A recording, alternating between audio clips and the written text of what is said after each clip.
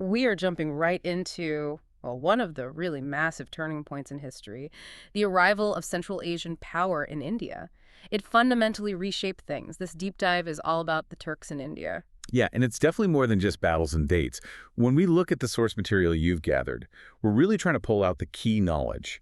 How these warriors, starting way back in the 11th century, Hmm. how they went from being, let's say, opportunistic raiders to founding this huge state that lasted centuries. Exactly. That's the mission here. We want to understand who they were, how they made that shift from just looting to actually ruling, and importantly, the lasting footprint they left. Governance, culture, even how wars were fought. Mhm. So we'll kick off with the precursors, then the founders of the Delhi Sultanate itself.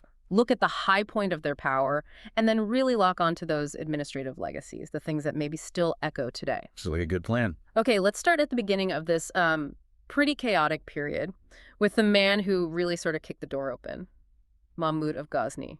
Right. Based in what's now Afghanistan, 11th century. And the sources are just staggering about his activities. 17 major invasions into India, just between 1000 and 1027 CE. Yeah, 17. And what's really clear from the get-go is that Mahmud was a master strategist when it came to extracting wealth. He deliberately targeted the rich heartlands, cities like Mathura, Kannauj, and of course the incredibly famous, almost legendary raid on the Somnath Temple. That Somnath raid looms large. It does, but his main motive, you see, was plunder, getting that wealth and prestige back to Ghazni, his capital, turning it into a dazzling center of culture and military might. Okay, but here's the really crucial difference we need to get into. He was so successful militarily, right? He extracted these, well, unbelievable riches. So why didn't his forces just to stay, consolidate those gains, set up shop in India permanently? Why always pull back? That really goes to the heart of his empire's nature. His entire setup, logistically, administratively, it was all centered on Ghazni. His focus was primarily Persia, Central Asia.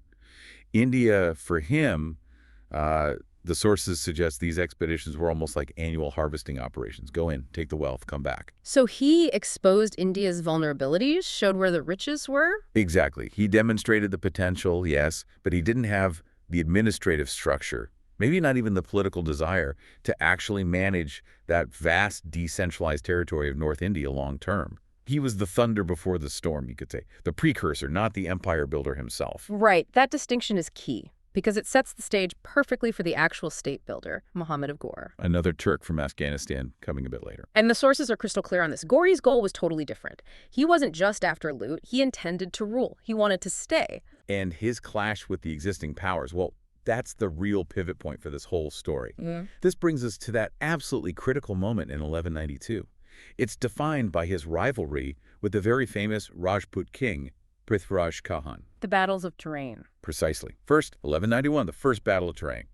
Ghori actually lost that one, was wounded, barely got away. But he didn't give up. No, he came back the very next year, 1192. Better prepared, different tactics.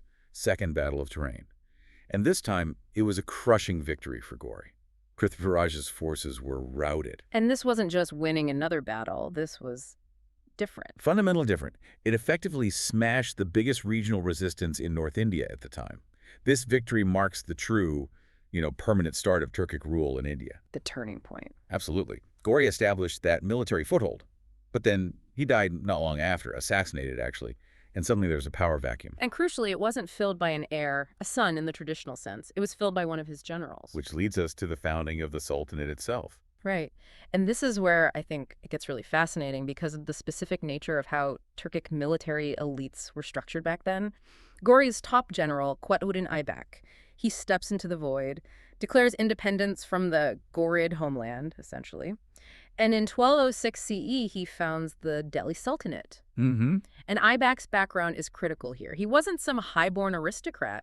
He was a Turkic slave general. And that's a core concept for this deep dive, really. Yeah. Aybak founded the first dynasty, which we call the Mamluk dynasty.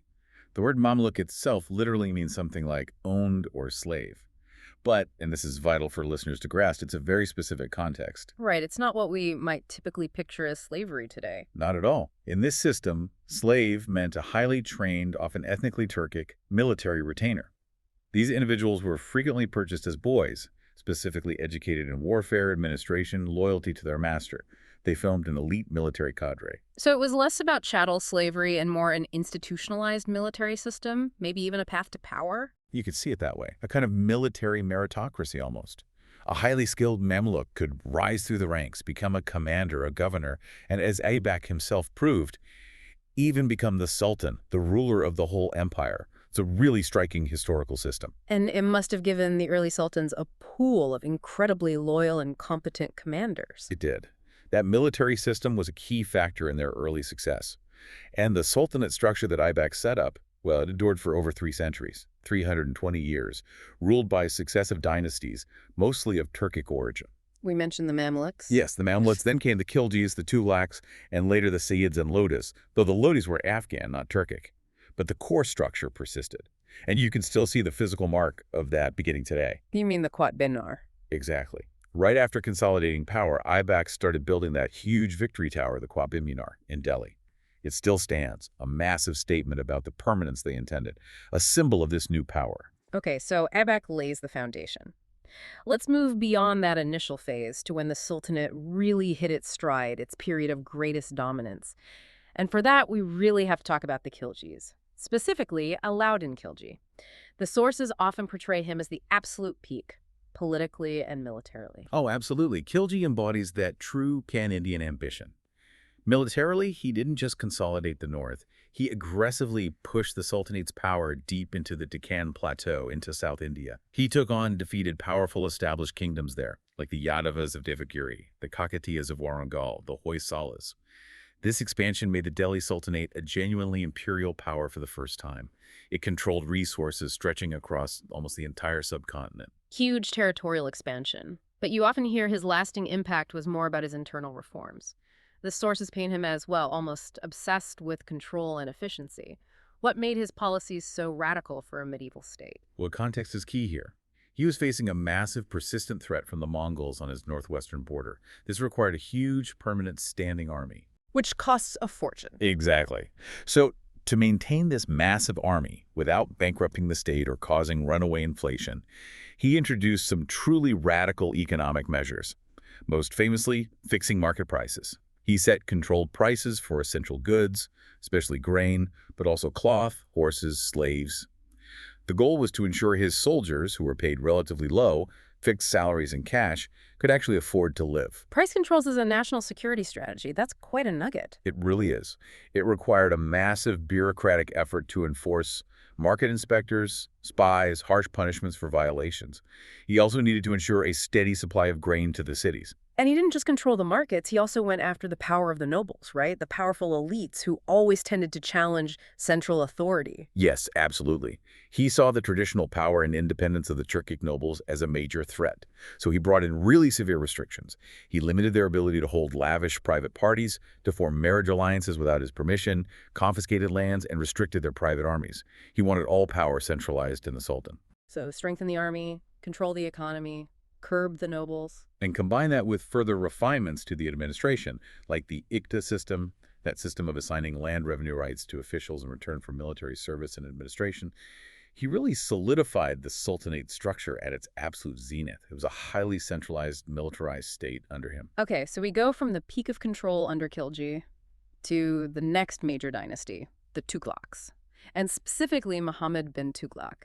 He seems to have had ambitions just as grand as Khilji, maybe even grander, but the results were, let's just say, catastrophically different. Tughlaq is one of history's great cautionary tales, isn't he? Yeah. Ambition completely outstripping practicality. He genuinely seemed to dream of, well, universal sovereignty. Yeah. But his attempts to rationalize and control his vast empire often backfired spectacularly. The sources describe a series of what they often politely term strange experiments or ill-advised projects. And these moves, intended to strengthen the empire, actually led to widespread chaos and ultimately weakened it significantly. And the two most infamous experiments always mentioned are the capital shift and the token currency disaster. Right. First, the capital. He decided, for strategic reasons maybe, to move the imperial capital over 700 miles south, from established Delhi all the way to Daladabad in the Deccan. Just ordering everyone to pack up and move. Pretty much. Imagine the upheaval. Forcing the entire government machinery, the elites, court officials, and according to some sources, much of Delhi's population, on this incredibly arduous trek south. The sources speak of immense suffering, death along the way, huge expense. And then once they got there, he apparently realized that holding the north from Dalalabad was impossible. The frontier was vulnerable, so They had to march back. they had to march back. A complete logistical nightmare, utterly disruptive and demoralizing. Wow. Okay. And the economic fix wasn't much better. The token currency? No, that was arguably even more disastrous in its consequences. He had this idea, perhaps inspired by paper money elsewhere, to introduce a token currency. He issued vast amounts of copper and brass coins, decreeing they should be accepted as having the same value as the existing gold and silver coins. Trying to stretch the state's precious metal reserves, presumably? That was likely the idea. But the critical flaw, as the sources make very clear, was the lack of control. Unlike modern currency with complex anti-counterfeiting measures, these copper coins were relatively easy to forge. The result, mass counterfeiting. Apparently, every Hindu household, as one chronicler put it somewhat hyperbolically, became a mint.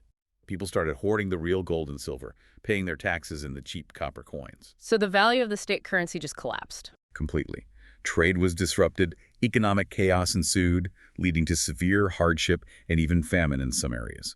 This self-inflicted instability was a major blow. It significantly weakened the Sultanate's authority and resources, and critically, it encouraged regional governors and powers to assert their independence. The disintegration process really accelerated under Tughlaq. What a contrast. Khilji's control versus Tughlaq's chaos. A stark contrast indeed. Okay, so we've traced the whole arc from Mahmud's raids, which were more about plunder, Right, opening the door. to Aybak founding a permanent state built on that unique Mamluk system. Building the foundation. The peak of centralized power and expansion under Alauddin Khilji, The apex. and then the ambitious overreach and resulting decline under Muhammad bin Tughlaq. Yeah, the beginning of the end, in a way, for its total dominance. So let's get to the so what question now. Thinking about the modern context, or at least the long-term view, what truly lasting structural changes did these, 320-odd years of Turkic rule actually bring to the Indian subcontinent? What's the enduring legacy? It's huge. Yeah. The legacy is really multifaceted, and you see it across different domains. Militarily, it's undeniable. They fundamentally changed warfare in India. They introduced and perfected techniques like the use of heavy cavalry and coordinated charges, and crucially, the use of highly skilled mounted archers. That combination of shock and mobile firepower often proved decisive against more traditional, infantry-based regional armies. New ways of fighting. And culturally, we see it in the buildings, right? That blend of styles. Oh, absolutely. Architecturally, it's one of those visible legacies. They brought elements from Persian and Central Asian traditions. Think the true arch, the dome, the minaret, and these were blended with existing Indian building techniques and decorative styles. This fusion created a distinct Indo-Islamic architectural style. You see it in mosques, tombs, forts across North India. It set a new imperial benchmark that influenced even later empires, including the Mughals. So military tactics, architectural fusion. But maybe the deepest impact was in how the state itself was run. I think arguably yes. For someone really trying to understand the long-term impact, the systems of statecraft are probably the most profound legacy. Governance, taxation, law. We touched on the ITA system earlier. Exactly. They introduced, or at least significantly developed and expanded, a much more centralized and monetized administrative system compared to what existed before in many regions. The ITA system, assigning land revenue rights to military nobles, ikadars, in exchange for maintaining troops and administering territory, became a standard way to manage revenue and military obligations across a vast empire. So it helps standardize things. It did. It helped standardize revenue collection and ensured a degree of military readiness. They also promoted the use of standardized coinage, established central government departments like the Diwan-ERs for the military, the Diwani-Risalat for religious matters and foreign affairs, and they implemented a more unified legal framework, largely based on Islamic Sharia law, though it often had to coexist and interact with local customs and laws. All these elements provided a kind of template for running a large, centralized bureaucratic state. It's really quite remarkable when you think about how quickly some of those deep structural changes, coinage, land revenue model, central departments seem to have been absorbed into the subcontinent's, political DNA. It feels like a very dynamic, fast process described in the sources. It really was. We started this deep dive talking about warriors focused on plunder, and we've ended up discussing a sophisticated, sprawling administrative apparatus. A huge transformation. Huge. And that idea, the persistence of systems, is maybe the key takeaway. If the Turks brought in revolutionary military techniques and new blended architectural styles, consider this as a final thought. What about the lasting effect of that blended system of administration, taxation, and law they established? How might elements of the ecosystem, or the idea of a centralized military structure or standardized revenue and legal systems, how might those have influenced the way subsequent Indian states were organized, even the states that eventually rose up to challenge and replace the Sultanate? The mechanics of running a large empire didn't just vanish. Those ideas persisted, adapted, and arguably shaped governance in the subcontinent for centuries to come.